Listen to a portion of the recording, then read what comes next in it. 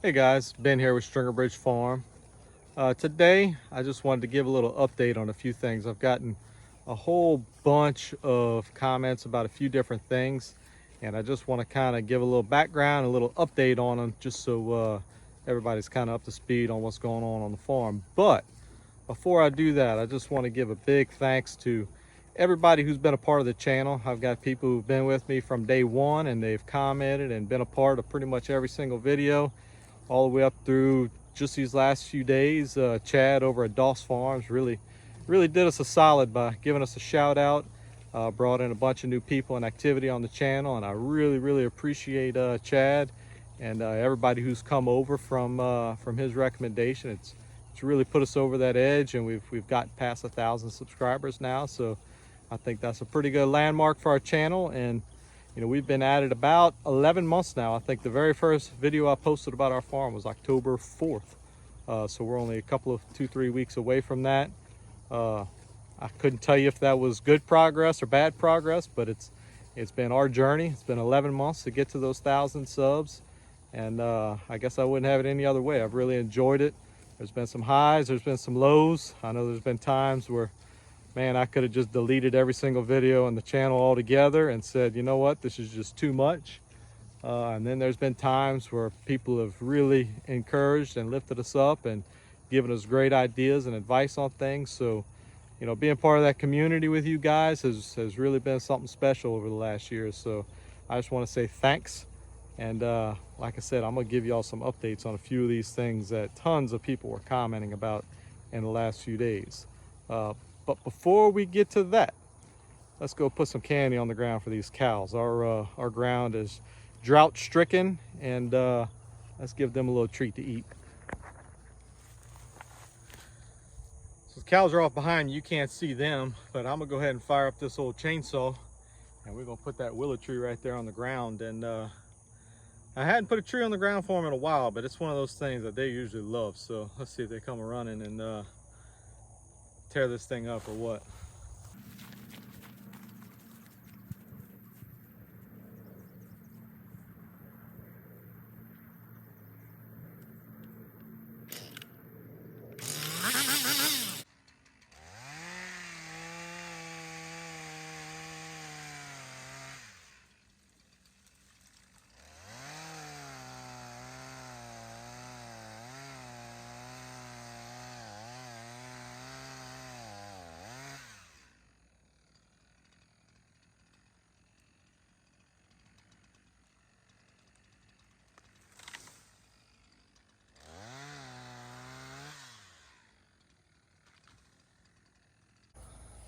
You see the slow trot, they're all heading this direction.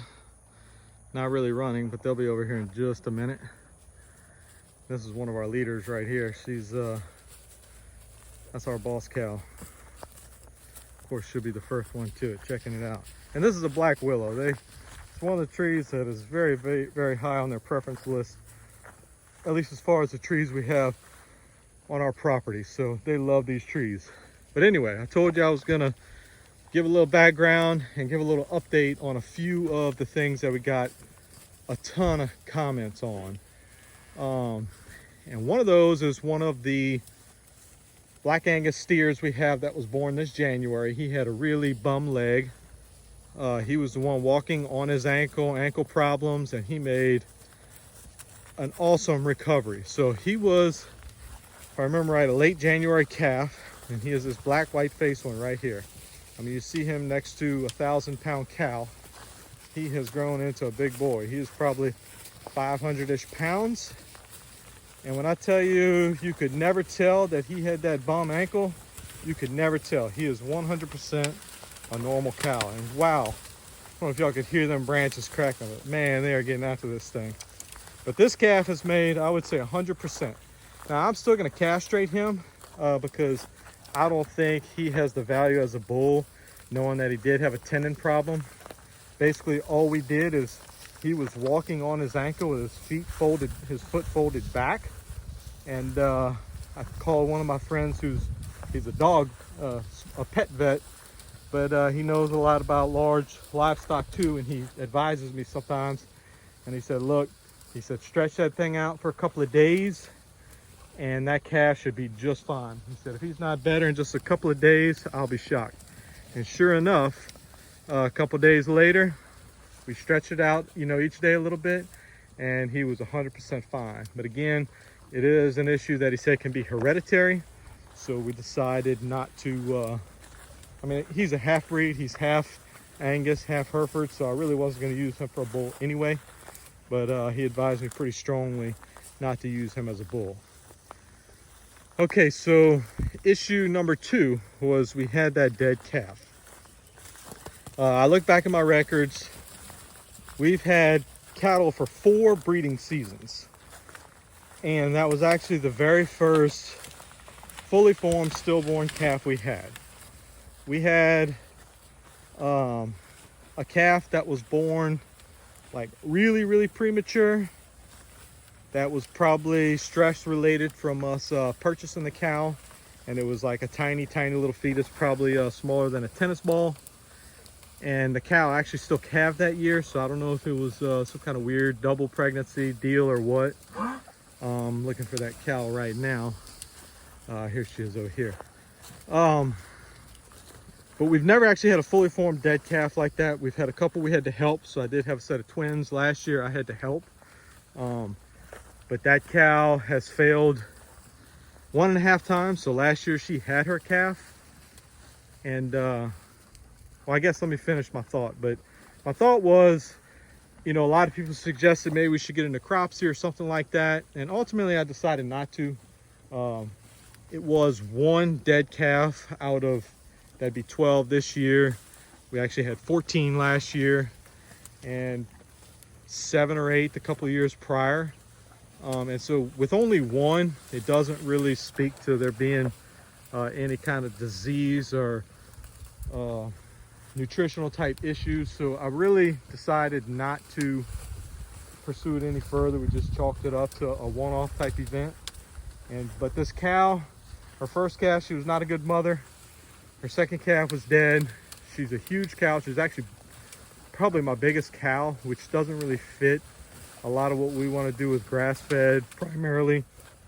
So I do believe that's a cow that, as long as she doesn't breed back between now and next Monday, which next Monday I'm bringing 3 steers to the butcher, or sorry, 2 steers and a bull, and so that'll free up a pen where I can put her with a couple other steers and get her fattened up for slaughter in the early spring. So as long as she doesn't breed back, we're going to put her on some grain and put her into our grain finishing program, and we will get her butchered next year.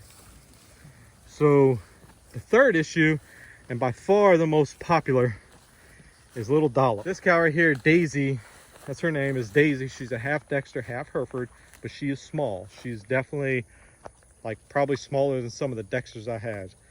I'm guessing she's probably less than 700 pounds, maybe 700, I don't know, something like that. And the history on her is she's just been a super sweet cow for us. She was like the first crossbred cow we had. She's super friendly, super easy keeper. She's just been a great cow, and she's one, as long as I have a small bull, I will probably always keep her. If we ever get into where we're only giant bulls raising big old cows, and it wouldn't be fair to her. It'd be too much risk. But as long as we have a small bull, we plan to keep Daisy. And she had that calf, which my wife nicknamed Dollop. And let me see if I can find her. She's probably over here with all these calves. So here is sweet little Dollop. And this part is completely my fault, but one thing that happened was we had our Hereford bull we were going to use to breed with. He was young, not really big framed, and we decided we were just in a bind, and I ended up putting the Hereford bull in with the herd. Probably wasn't the smartest thing to do. He was small, so physically his size wasn't going to hurt Daisy because he was only 14 months old. But we had the Hereford bull and we had the South Pole bull, and I'm pretty sure based on the color pattern that the Hereford bull is actually what bred Daisy. So Dollop is half Hereford and then half of Dexter Hereford cross. So she's 25% Dexter and 75% Hereford, and her mama is 50-50. And Dollop, I'm assuming because she was half Hereford, her mama is very small framed, we had a very difficult birth. And I believe she got stuck, and based on everything I explained to my buddy, like I said, who's a vet, he's not really a cow vet, but he knows a whole lot about these animals, and I kind of showed him all the evidence, everything that happened, and he basically said it's kind of like she had a stroke when being born. It's similar symptoms where they're oxygen deprived to the brain, and then that results in a lot of messed up movements and those kind of things. So that's why she couldn't really hold her head up. She really struggled to walk for the first few days. So you can go back and check out a couple of those videos on this little white face calf, Dollop. But she really had a rough go, and we spent several days working with her. So we actually milked the mama to make sure she got colostrum. Then we got to where we were milking her a little bit, but we were supplementing with some milk replacer because Daisy is so small and her udders are so small, she was almost impossible to milk. But as you could see, so past those first 4 or 5 days, whatever it was, Daisy has been 100% taking care of this calf. So that's been, I can go back and check the dates, but I think it's been close to a month now, or maybe 6 weeks. And so she's still a very small calf, but she's doing very well considering that this calf couldn't even stand up for 2 days, couldn't hold her head up at all. We had to bottle feed. But one of the things we've definitely learned throughout raising animals is you want to avoid a bottle calf or a bottle baby at all costs. It sounds fun, and it kind of is for a little while, but it gets expensive and it gets time consuming, and it turns out to be a real pain. And the part most people don't realize is those animals actually get very dangerous because they get so friendly. They'll trample you, they'll stomp on your feet on accident. So they're the ones who will accidentally get you injured or killed. So you really want to avoid those bottle animals. And maybe in a later video I could show you all an update on the 2 bottle calves we raised last year and how much risk there is by being around them because they're too friendly, because they think humans are just part of the herd, and it just isn't safe. But Dollop has done amazing, and I don't know what she'll turn into as time passes, but for now, you know, her and mama have really figured things out, which you can kind of see going there. And one last thing is that if Daisy hadn't been such a good mother, like I'm telling you, this calf couldn't stand up for 3 days or whatever it was. Most of my other cows and most of the herds I've seen, those cows will put some energy into a calf, but not like that. Daisy, if you go back and watch some of those videos, she stuck with this calf like nothing I've ever seen. She was 100% not leaving this calf, even though we were feeding it most of the time. Calf couldn't stand, couldn't walk, this calf didn't even make a sound. And she really just stuck with this calf. And I think we're at a spot now where, you know, her and the calf are surviving and doing well, and we're gonna let that be that. And that's one of those things where it would have been very easy to, I think if we'd have not tended to that calf that evening, it'd have been dead by morning. And if we wouldn't have put all the energy in it, I think it'd at least be a bottle calf. If not, it'd have still died probably in the subsequent 2 or 3 days. But we really stuck with it. We put the energy and the effort into her, and now we have a cow raising her own calf. So anyway, like I said, I really appreciate you guys sticking with us on this channel, this journey. It's really been something, and we wish you guys all the best, and we will see you on the next video. Thanks.